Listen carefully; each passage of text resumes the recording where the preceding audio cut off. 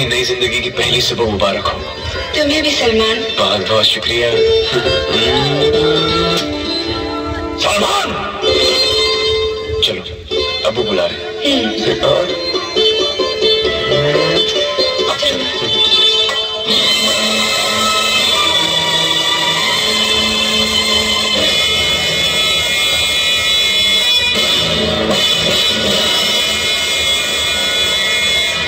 सलमान, हम तुम्हारे कैसे बाप हैं जो सूरज हथेली पर रखकर तलाश करने पर भी ना मिले। क्या तुम्हारी ऐसी कोई आरज़ू, ऐसी कोई खुशी है जिसे हमने आज तक पूरा ना किया हो? आपने हमारे अरमानों पर सब कुछ निछावर कर दिया। दुश्मनी को दोस्ती का लिबास पहनाकर हमें रुखसार जैसा तोहफा दिया। तुम्हारी इस खुशी के बदले अगर हम तुमसे अपने लिए कोई खुशी मांगे तो क्या तुम दे सकोगे? अब्बू, आप हमसे हमारी जान मांग लीजिए, हम हंसते हंसते आपको हमारी जान दे देंगे। अगर वो चीज तुम्हारी जान से भी ज्यादा अजीज हो तो? अब्बू, हमारी हर सांस आपकी है, आपकी खुशी की खातिर हम तो जहर भी पी जाएंगे। अब्बू, तो फिर कलाम पाक पर हाथ रखकर कसम खाओ कि तुम सिर्फ वही करोगे जो हम कहेंगे। अब्बू, ये लीजिए, हम कलाम पाक की कसम खाते हैं। मांगिए हमसे क्या चाहिए, हम वही करेंगे जो आप कहेंगे। बेटे, अगर कोई फूल तुम्हें बेहद पसंद आ जाए और उस फूल के तमाम कांटे तुम्हारे अब्बू जान के सीने में सुइयों की तरह चुभो दिए जाए तो फिर तुम क्या करोगे? अब्बू, हम उस फूल का ख्याल अपने दिल से निकाल देंगे। तो निकाल दो रुखसार को इस हवेली के बाहर।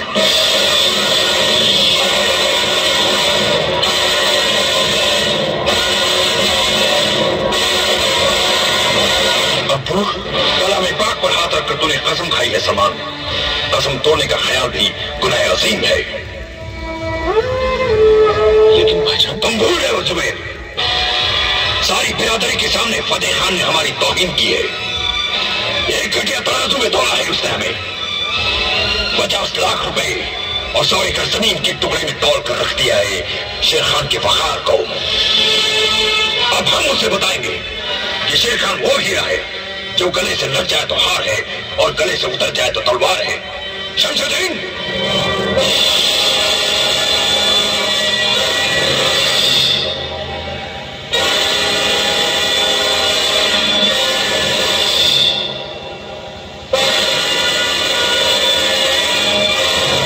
ये लो तुम्हारे बाप की लगाई हुई गोली, और ये लो 100 एकड़ जमीन के कागजात।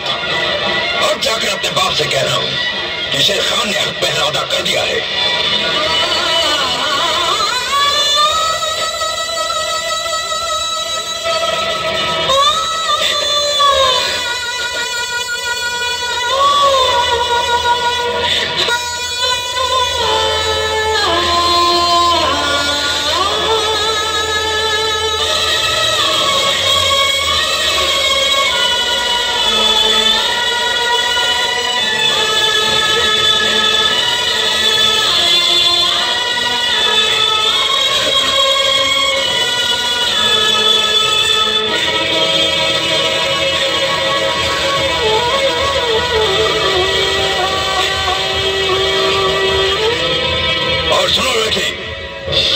रास्ते में जहां जहां से भी गुजरते जाओ, सबसे कहती जाना कि शेर खान ने हक पहरा अदा कर दिया है।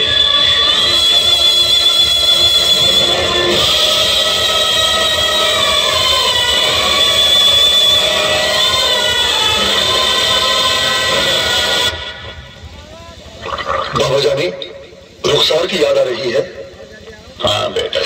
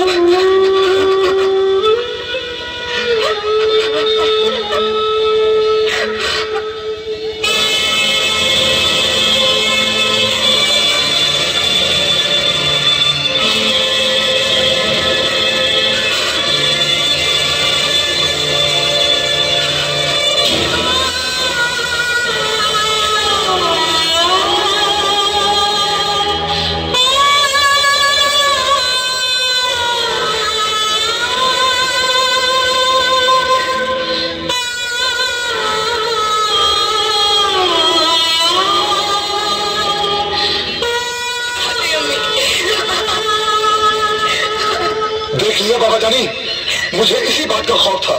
उन्होंने हमारी बहन की जिंदगी उजाड़ दी है। बाबा जानी, उन्होंने हक मेहर अदा नहीं किया, उन्होंने हमारी बहन की एक रात की कीमत चुकाई है।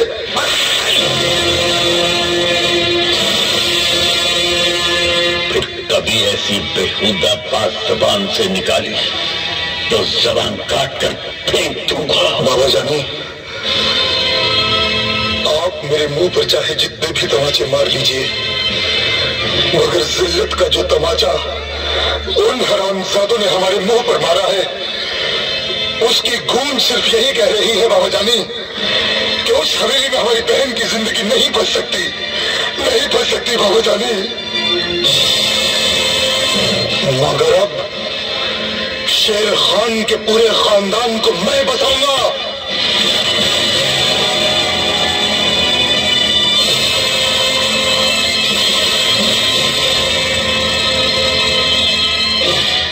मेहर के 100 एकड़ जमीन के टुकड़े पर शेर खान की नस्ल के लिए मैं कब्रिस्तान बनाऊंगा, कब्रिस्तान बनाऊंगा।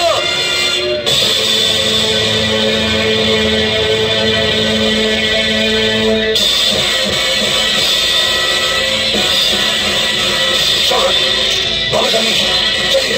पैरों फटे, पागल हो गए हो। खून बहाने से रिश्ते टूटते हैं। ऐसे नाजुक मोड़ पर गुस्से और जज्बात से नहीं, होशो हवास से काम लेना चाहिए। हमने साई आज शेर खान नहीं या हमने। ठहरो,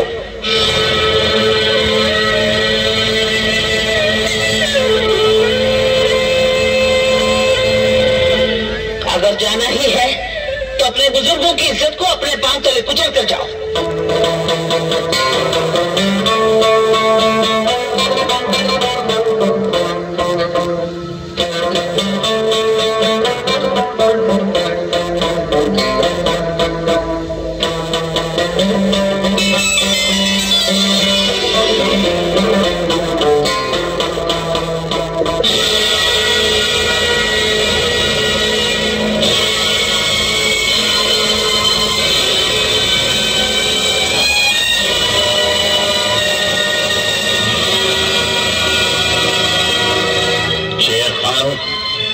बेटी के रिश्ते कांच का खिलौना नहीं होते जिनसे दिल बहल गया और तोड़कर घर के बाहर फेंक दिया। मेरी बच्ची ने ऐसा कौन सा गुनाह किया था जिसकी तूने उसे इतनी सख्त सजा दी? सजा उसे नहीं, तुझे दी है। गुनहगार वो नहीं, तू है। अब शेर खान की हवेली के साए में आ ही गया है तो जवाब भी देता जा। मेरा दादा आसिफ खान, परदादा गुल खान और चाचा शाहरुख खान, इनमें से कौन है जिसे तू नहीं जानता? इस खानदान के बेटे की जमानत मांगने की जरूरत कैसे की तूने? बोल। हक मेहर तो हमने अपने रुखसार की हिफाजत के लिए मांगा था, अपने लिए नहीं। समझी साईं, ठंडे दिमाग से अपने दिल पर हाथ रखकर सोच, क्या कोई बाप अपनी औलाद के लिए बुरा सोच सकता है? तेरी सोच में छुपी हुई खोट तो मैं उसी दिन समझ गया था फतेह खान। तूने सोचा कि 50 लाख रुपए और 100 एकड़ जमीन के नीचे दबकर शेर खान दफन हो जाएगा, खामोश हो जाएगा, बारात लेकर वापस लौट जाएगा। तूने मेरी जिल्लत देखनी चाहिए थी, जिल्लत। इसीलिए हक मेहर का ढोंग रचाया था तूने। बाप होने के नाते अपनी बेटी के लिए हक मेहर मांगने का हमें हक था। तेरा जो हक था हमने अदा कर दिया। अब जाकर हमारी दी हुई जमीन पर ट्रैक्टर चला, उन नोटों के तकिए बनाकर चैन की नींद सो जा। कभी अपनी लाडली बेटी को जमीन दिखा तो कभी उसे नोटों की गड्डियां सूंघा। उसके बाद तुझे एहसास होगा कि हक मेहर मांग कर बेटी की जिंदगी किस तरह महफूज हो जाती है। शायद तू ये भूल गया कि जमीन पर फतेह खां अकेला पैदा नहीं हुआ है, उसके साथ उसकी भला की जिद भी पैदा हुई है। कहीं मेरी जिद किसी जिद पर आ गई तो अपनी बेटी के रास्ते में पड़े हुए बेशुमार कांटों को तो मैं अपने दामन में समेट लूंगा, लेकिन तेरे रास्ते दहकते हुए अंगारों से भर दूंगा। इतनी बुलंद आवाज में ना बोल फतेह खान, इतनी बुलंद आवाज में ना बोल। आवाज तो तेरी एक दिन मैं नीची करूंगा। शेर की तरह गरजने वाला बिल्ली की जबान बोलेगा।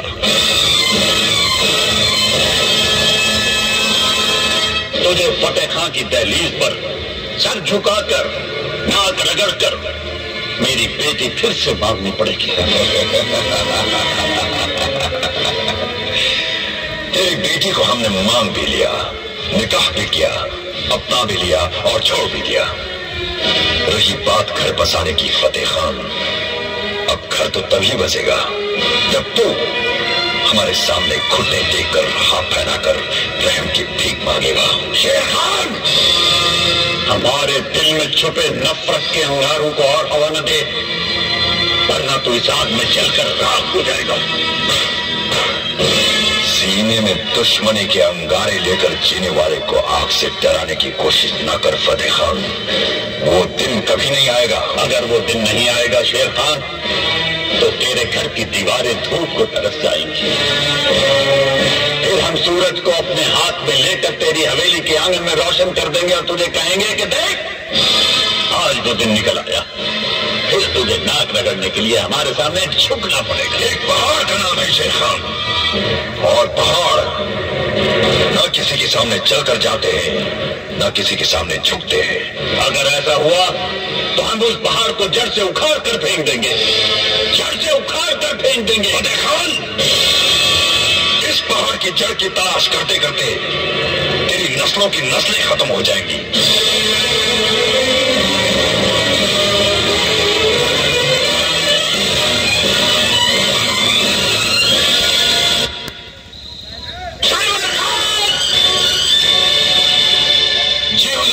रुखसार बच्चे के साथ भाग गई है, उसका पीछा करो और जहां मिले उससे बच्चा छीन कर जिंदा दफन कर दो और रुखसार को वापस ले आओ। जाओ।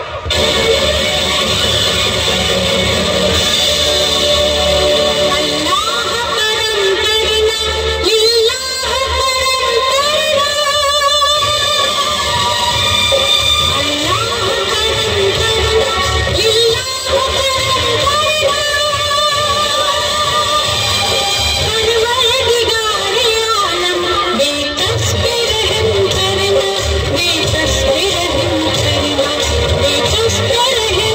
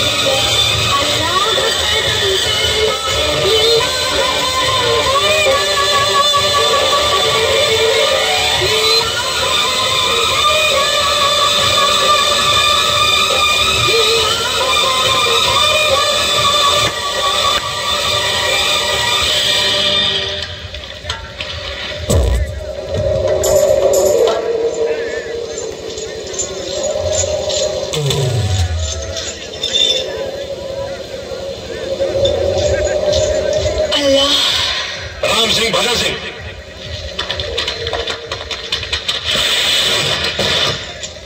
मेरा बच्चा, मेरा बच्चा, मेरा बेटा। हमारे रास्ते से हट जाओ ठाकुर, और बच्चा वापस दे दो।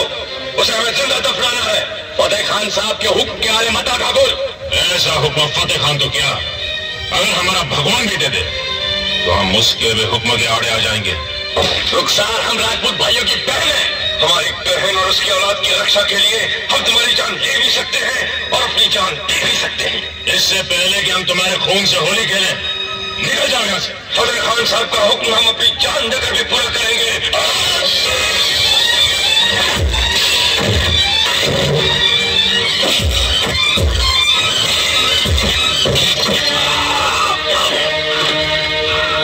जाकर फतेह खान से कह दे कि रुखसार हमारी बहन है और हमारे होते उसका और उसके बच्चे का कोई बाल भी बाका नहीं कर सकता। जा। सज्जन साईं, लाओ ये बच्चा हमें दे दो। इस बच्चे तक पहुंचने के लिए आपको हम पांचों भाइयों की लाशों से गुजरना होगा। सज्जन साईं, दुश्मन की औलाद को मौत तक पहुंचाने के लिए आज मैं लाशों के समंदर से भी गुजर जाऊंगा। इसकी मौत मेरे दुश्मन के दिल का सबसे गहरा जख्म होगा। दुश्मन से पहले इस माँ के दिल पे लगने वाले जख्म के बारे में सोचो काका साहब। इस वक्त मुझे अपने इंतकाम की मंजिल तक पहुँचने के सिवाय और कुछ नहीं सोचना। सज्जन साईं, इतने खुदगर्ज न बनो काका साहब कि हम पांचों भाई आपके दुश्मन बन जाएं। लाओ इस बच्चे को मेरे हवाले कर दो, वरना तुम्हें भी गोलियों से छलनी कर दूंगा। काका साहब, माँ की गोद से छीनकर शायद आप इस बच्चे को खत्म भी कर देते, मगर हम इसके 5 मामा हैं और 5 मामा में 10 माँ हैं। जिस बच्चे के सर पर 10 माओं का साया हो, उसे मौत का साया छू भी नहीं सकता। हट जाओ सामने से, ये हमारा खानदानी मामला है। खानदानी मामले दरवाजे बंद करके सुलझाए जाते हैं।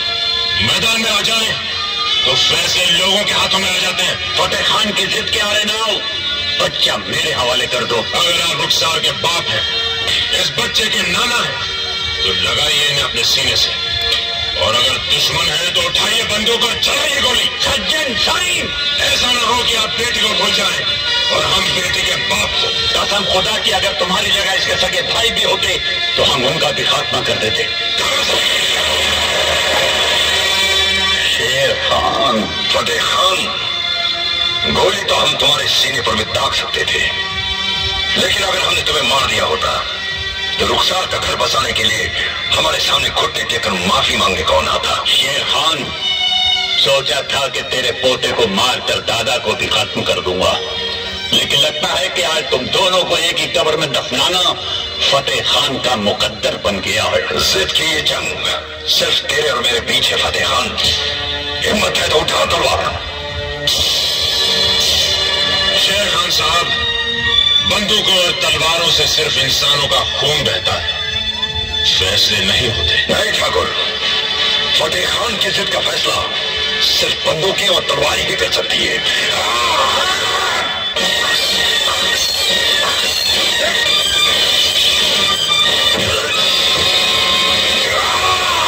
नहीं अब नहीं, हटाओ सलमान, हटाओ। अबू, कितनी खून की नदियां बह गई, मगर आपकी इज्जत की प्यास नहीं बुझी। हमारी इज्जत की प्यास सिर्फ फतेह खान के खून से बुझेगी। हटाओ सलमान। नहीं अबू, इससे पहले कि आपकी तलवार इनके जिस्म को छुए, आपको हमारी गर्दन काटनी पड़ेगी। मेरा बेटा होकर मेरे दुश्मन की हिमायत करता है। मेरे और मेरे दुश्मन के बीच अगर तू भी आ गया तो मैं तेरी भी गर्दन काट डालूंगा। अगर आप दोनों की जिद की प्यास सिर्फ खून से ही बुझ सकती है तो लीजिए, आप दोनों का खून जो इसके जिस्म में दौड़ रहा है, इसके 2 हिस्से करके आधा मैं इसके दादा को दे देती हूँ और आधा नाना को।